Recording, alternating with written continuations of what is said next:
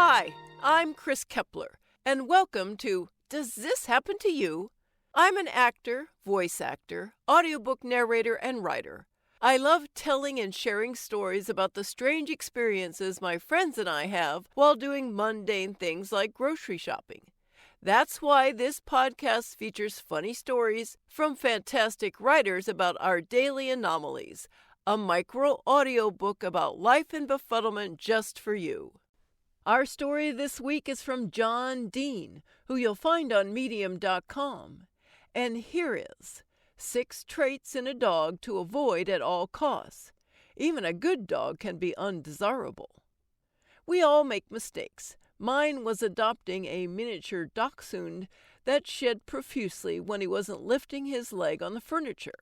He also liked to chew shoes and woodwork and snarl at everyone, including his master. When the dachshund, Hans, was finally called home to the big pound in the sky, I didn't get another wiener dog. Instead, I made a second mistake. I got a Westie, a West Highland White Terrier.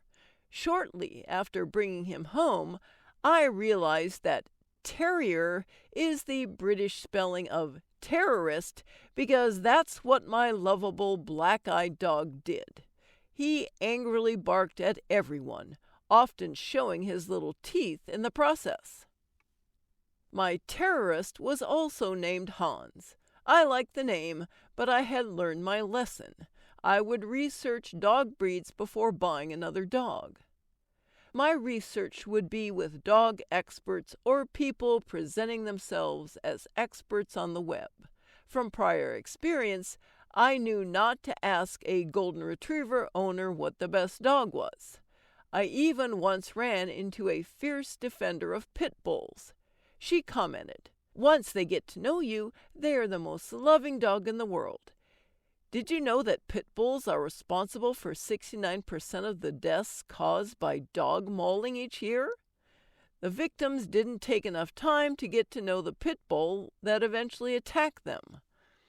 My research focused on 6 traits that are indisputably a problem: smell, shedding, barking, viciousness, slobbering, and stupidity. Let's look at each one by one. Smell, stink. I once visited a friend and was overwhelmed by a nasty smell. I wasn't sure whether something had died in the apartment or whether my friend had forgotten how to use his toilet. I started to gag and covered my nose. My friend commented, "Oh, let me get Rufus." Rufus was an English bulldog, number 2 on the list of stink bombs listed on a website. The top 8, in the order of odor, consists of St. Bernards, English bulldogs, beagles, pugs, bloodhounds, Yorkies, cocker spaniels, and Shar-Peis. I made a note to avoid all these miserable choices for a pet. I also noted that some breeds like to roll around in excrement if you take them for a walk in the woods. Even a good dog can stink. I avoided any dog breed with a reputation for rolling in poop. I was surprised to find the English bulldog on the list. Some of the finest colleges in the U.S. have adopted bulldogs as their mascot. Is that an admission that their athletic teams stink? Why would they want to be associated with a dog that stinks? Shedding. My miniature dachshund shed regularly. Although a short-haired dachshund, I found dog hair everywhere. It was disgusting. My Westie didn't shed. I have had a high priority on non-shedding dogs ever since. The sad truth of dogdom is that most dogs shed. However, some dogs are walking disasters that can wear out a Dyson in a year. Also, scientists have not yet determined whether dog hair causes cancer. I don't want to find out. The worst shedders list includes several popular breeds, as well as a few that are rare, fortunately. The list includes Great Pyrenees, which I thought was a mountain range, Alaskan Malamute, German Shepherds, Siberian Huskies, Labrador Retrievers, Akita, Chow Chows, and the Golden Retriever. I have to admit I am saddened to see the Labs and Goldens on the list. These are exceptional dogs that deserve better. Why did God curse them with excessive shedding? Why would he do that? Barking. When I had the second Hans, I was young and naive. One day a friend told me there was a vet in town who disconnected the vocal cords of dogs with a barking problem. I thought about getting the vet's number for a minute. And I swear it was only a minute. Fortunately, even in those days when I was stupid enough to adopt a Westie, I wasn't going to subject any dog to abuse. For a while, I thought Westies were the worst breed for barking. I was wrong by a mile. I found a list of worse barkers. Westies are on the list I chose to use for this article, but only because they are terriers. An outfit that calls itself the SoundproofCow.com identified the 6 breeds that bark loudest. Golden Retrievers, regrettably. German Shepherds, no surprise. Siberian Huskies, Rottweilers, Doberman Pinschers, Terriers, presumably all terriers, Basset Hounds, and Beagles. Barking problems take more than one form. Loud barking is obnoxious and can lead to deafness. But if your dog only barks occasionally, it is less of a problem than that posed by a dog that barks incessantly. Who's on this list of nuisance species? Chihuahuas. You knew these unpleasant dogs would show up on a list of dogs to avoid, didn't you? Bloodhounds, Basset Hounds, German Shepherds, of course, Beagles, Yorkies, Scottish Terriers, and miniature Schnauzers. Viciousness. I shouldn't be joking around about vicious dogs. They kill some people and frighten the rest of us. My internet search for the most vicious dogs produced a site that focused on the most dangerous dogs. I was greeted by pictures of 3 pit bulls and a Rottweiler. What does that tell you? The site indicates that pit bulls killed 33 people in 2019, a full 69% of all deaths caused by dog biting. The group also says that another 13% of fatalities were by mixed breed dogs. No doubt pit bull or German shepherd mixes. Boxers, Australian cattle dogs, and German shepherds, no surprise here, each killed 2 humans. A dog doesn't have to kill to be dangerous or vicious. I also came across a law firm, FlemingAttorneys.com, that serves victims, or the estates of victims, of people mauled by dogs. The firm includes a list of the 5 most dangerous dogs. It includes familiar breeds, pit bulls, Rottweilers, American bulldogs, Doberman Pinschers, and wolf dogs. What is a wolf dog?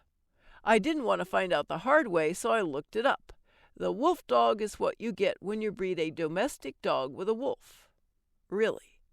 Anyone considering adopting one or fostering their dog with a wolf should see a psychiatrist. Slobbering. Occasionally friends ask if they can bring their dog when they visit. For many years I would respond by asking, are they house-trained? Or, are they good with people? Meaning, are they going to bite me? I still ask these questions, but today I also ask, does the dog slobber? This question is rarely answered with a simple yes. That results in an automatic no to the question of whether the dog is welcome. Instead, I get just occasionally or only a little bit. Those answers are non-starters for me. Who are the biggest slobberers? A website called The Spruce Pets lists the worst droolers. St. Bernard, I didn't need the internet to know that. The French Mastiff, also known as the Dogue de Bordeaux, Bloodhounds, Bulldogs, Newfoundlands, and Neapolitan Mastiffs. This last dog looks like it was bred to drool. Fortunately, they're pretty rare. I wouldn't be surprised if there weren't hunting seasons for them somewhere. Stupidity. A slobbering dog, like a slobbering human, often appears stupid. In the case of dogs, sadly, some of the most attractive dogs, at least to me, are devoid of intelligence. A group called Hepper.com has researched the question of dog intelligence. Its list of stupid dogs includes the obvious, but also a few surprises.